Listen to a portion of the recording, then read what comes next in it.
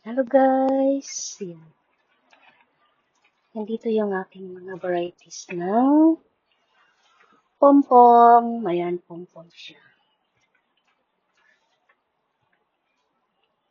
So, ang ganda ng tubo niya guys. Kasi dalawahan. Tapos ito naman, ito yung mga plate. Ano to? Mas malaki pa sa plato. Ang gandang varieties.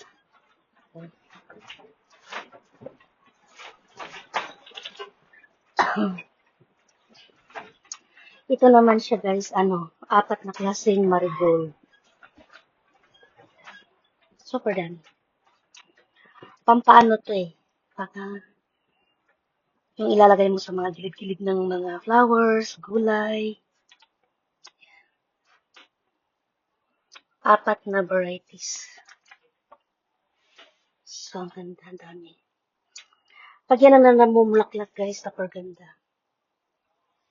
Ano? Wow! Successful. Parang tumutubo siya lahat. Ayan. Ito naman yung aking mga gladiolus. Marami yan. Siguro meron ako mga 200 pieces of gladiolus this year. Nagtubuan sila. So, ililipat ko yan sila sa Ito naman yung aking mga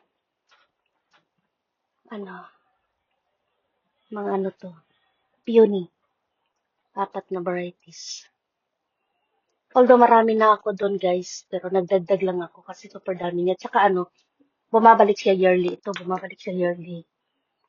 Yan, yearly. Ito yung aking pichay. Yan. Ano to siya?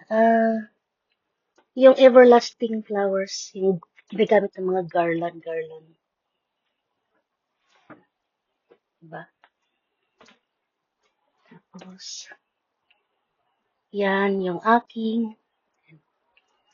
So, nagdagdag ako ng mga more lilies. Yung mga spring onions.